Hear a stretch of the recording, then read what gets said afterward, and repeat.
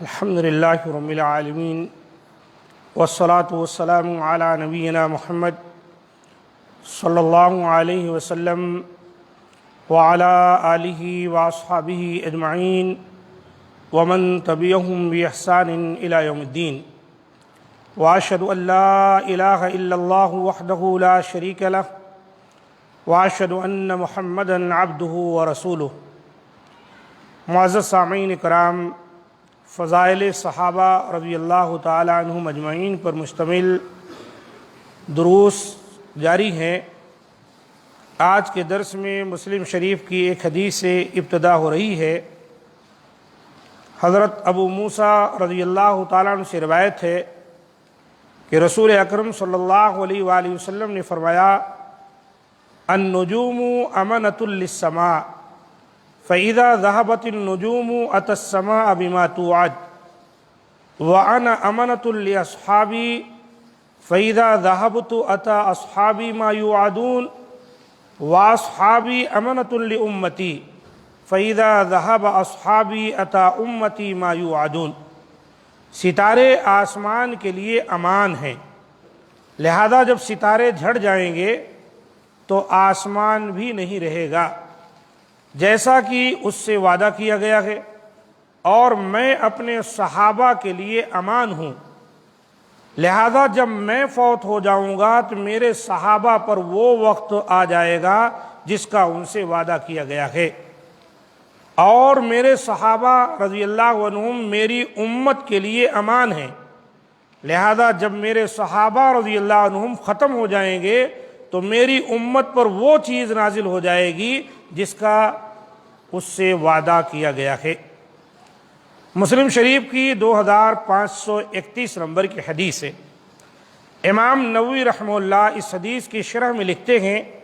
کہ جب تک ستارے باقی ہیں آسمان بھی باقی ہے، اور جب قیامت کے دن ستارے بے نور ہو کر گر جائیں گے تو آسمان بھی پھٹ جائے گا، اور نبی صلی اللہ علیہ وسلم کی بقا آپ کے صحابہ کرام رضی اللہ عنہم کے لیے امان تھی۔ جو ہی آپ صلی اللہ علیہ وسلم نے انتقال فرمایا تو صحابہ کرام رضی اللہ عنہم پر آزمائشیں ٹوٹ پڑیں، اور صحابہ کرام رضی اللہ عنہم کی بقا امت کے لیے امان تھی۔ جو ہی صحابہ کرام رضی اللہ عنہم اس دنیا سے چل بسے تو اس امت میں فتنے کھڑے ہو گئے، بدعات ظاہر ہو گئیں، اور امت انتشار کا شکار ہو گئی۔ شرح مسلم للنووی جلد نمبر 16 اور صفحہ 83 پر یہ بات موجود ہے، جس سے بات معلوم ہوئی کہ صحابہ کرام جو تھے اور ان کی بقا جو تھی وہ امت کے لیے امان تھی، تو لہذا صحابہ کی بہت بڑی شان ہے۔ صحابہ کرام تو امت کے لیے امان تھے، امن کا باعث تھے، اور صحابہ کرام کو برا بھلا کہنا، ان کی شان میں گستاخی کرنا، انہیں سب و شتم کا نشانہ بنانا، یہ بہت بڑی گستاخی ہے اور حرام ہے۔ حضرت عبداللہ بن مسعود رضی اللہ تعالیٰ عنہ سے روایت ہے کہ رسول اکرم صلی اللہ علیہ وسلم سے سوال کیا گیا کہ کون سے لوگ سب سے بہتر ہیں، تو آپ صلی اللہ علیہ وسلم نے فرمایا: قرنی ثم الذین یلونہم ثم الذین یلونہم، میری صدی کے لوگ، یعنی جس زمانے میں میں ہوں یہ سب سے بہتر زمانہ ہے، پھر وہ جو ان کے بعد آئیں گے، پھر وہ جو ان کے بعد آئیں گے، پھر وہ جو ان کے بعد آئیں گے۔ یہ بخاری اور مسلم میں حدیث آئی ہوئی۔ اس حدیث کا واضح معنی ہے کہ جس دور میں نبی صلی اللہ علیہ وسلم تھے، آپ کے صحابہ تھے، وہ دور سب سے بہتر دور ہے، اور جب صحابہ کرام کا زمانہ ختم ہو گیا پھر تابعین کا زمانہ شروع ہوا، وہ بھی بہتر ہے، اور پھر اس کے بعد نبی صلی اللہ علیہ وسلم نے تیسری نسل تبع تابعین کا ذکر کیا،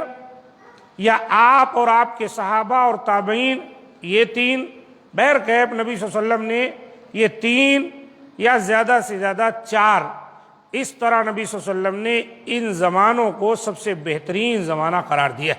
قرنی، سب سے بہترین زمانہ میرا ہے، میری صدی ہے، اور آپ کی صدی میں کیا ہے؟ آپ بھی تھے اور آپ کے صحابہ کرام بھی تھے۔ اور جب آپ دنیا سے چلے گئے تب صحابہ کرام کا دور تھا، یہ دور بھی نبی صلی اللہ علیہ وسلم سے ملا ہوا تھا، یہاں بھی خیر و بھلائی تھی۔ اب صحابہ کرام کے بعد تابعین آئے، تبع تابعین آئے، تو بس یہیں تک جو ہے خیر ہے، اس کے بعد سے کیا ہوا؟ شر کی ابتدا ہو گئی، اور پھر وہ شر جو ہے تھمنے کا نام نہیں لے رہا ہے، آج تک امت جو ہے انتشار کا شکار ہوتی چلی آ رہی۔ اللہ تعالی ہم تمام کو اس سے محفوظ رکھے، اور صحابہ کرام کی قدر و منزلت کو سمجھنے اور ان کا احترام کرنے کی ہم کو اور آپ کو توفیق دے۔ جیسا کہ پچھلی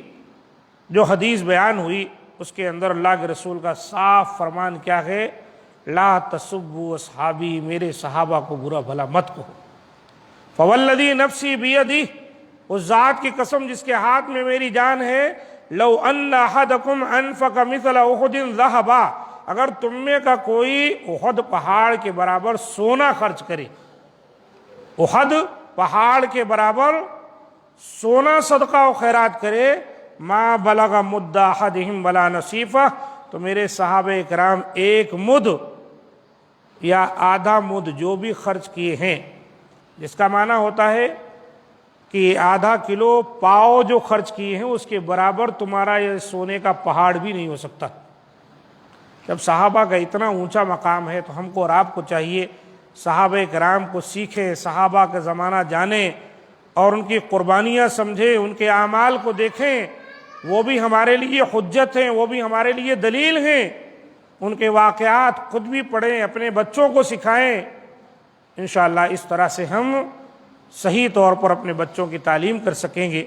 اور وہ لوگ جو صحابہ کرام کی شان میں گستاخی کرتے اللہ انہیں ہدایت دے، یہ چیز سراسر غلط ہے۔ مولا کریم سے دعا ہے کہ اللہ تعالی ہم تمام کو حق بات سمجھنے اور اس پر عمل کرنے کی توفیق دے، اور تمام طرح کی برائیوں سے اللہ تعالی امت محمدیہ کو محفوظ رکھے۔ ھذا ما عندی، سبحان ربک رب العزۃ عما یصفون، وسلام علی المرسلین، والحمد للہ رب العالمین۔